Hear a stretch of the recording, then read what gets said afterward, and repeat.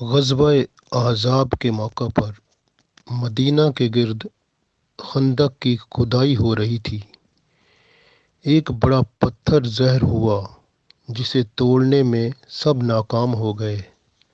صحابہ کرام رضوان اللہ علیہم اجمعین نے رسول اللہ صلی اللہ علیہ وآلہ وسلم سے یہ سارا واقعہ بیان کیا تو آپ صلی اللہ علیہ وسلم تشریف لے کر وہاں پہنچ گئے تو آپ صلی اللہ علیہ وسلم نے کدال خود ہی پکڑی اور آپ صلی اللہ علیہ وسلم نے خود ہی اتنے زور سے کدال ماری کہ پتھر سے ایک شعلہ نمودار ہوا اور اس کی شعاعیں اتنی روشن تھیں کہ صحابہ کرام رضوان اللہ علیہم اجمعین کو مدینہ شریف کے پہاڑ نظر آنے لگے۔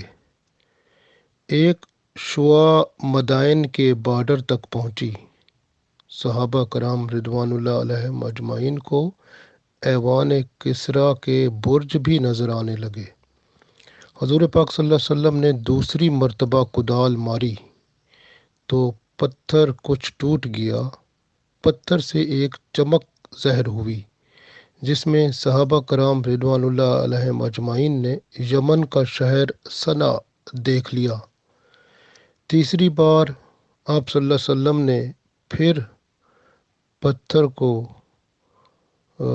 وہ ٹھوکر ماری تو جس سے پتھر تو ٹوٹ گیا لیکن اس سے روشنی اتنی ظاہر ہوئی کہ صحابہ کرام رضوان اللہ علیہم اجمعین نے قیصر روم کا محل بھی دیکھ لیا۔ تب صحابہ کرام رضوان اللہ علیہم اجمعین نے اللہ اکبر کا نعرہ بلند کیا۔ رسول اللہ صلی اللہ علیہ وسلم نے فرمایا، میری امت فارس، روم اور شام کو فتح کر لے گی۔ منافقین نے سنا تو وہ مذاق سے بولے کہ اپنے دفاع کے لیے تو مدینہ کے گرد خندق کھود رہے ہیں اور باتیں روم، فارس اور شام کی فتوحات کی کر رہے ہیں۔ محمد صلی اللہ علیہ وسلم نے استغفر اللہ ان صحابہ کو دیوانہ بنا رکھا ہے۔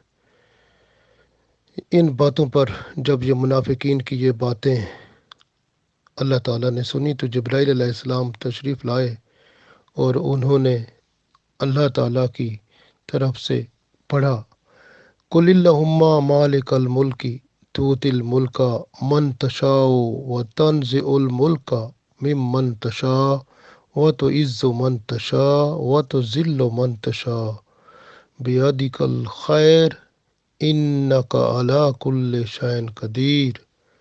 آخر کار روم، فارس اور شام مسلمانوں کی حکمرانی میں آ ہی گئے۔ آپ صلی اللہ علیہ وسلم جو فرماتے ہیں وہ اللہ ہی فرماتا ہے۔ اللہ تعالیٰ آپ صلی اللہ علیہ وسلم کی زبان پر بولتا ہے۔ اللہ تعالیٰ کی شان ہے کہ آپ صلی اللہ علیہ وآلہ وسلم نے جو بھی فرمایا اللہ تعالیٰ نے پورا کر کے دکھایا۔ یہ ہے نا محبت، پیار اور خلوص جو اللہ اپنے پیارے محبوب صلی اللہ علیہ وسلم سے کرتا ہے۔ ہمیں بھی یا اللہ تو اپنے پیارے محبوب صلی اللہ علیہ وسلم کے ساتھ خلوص میں محبت، پیار عطا فرما، آمین۔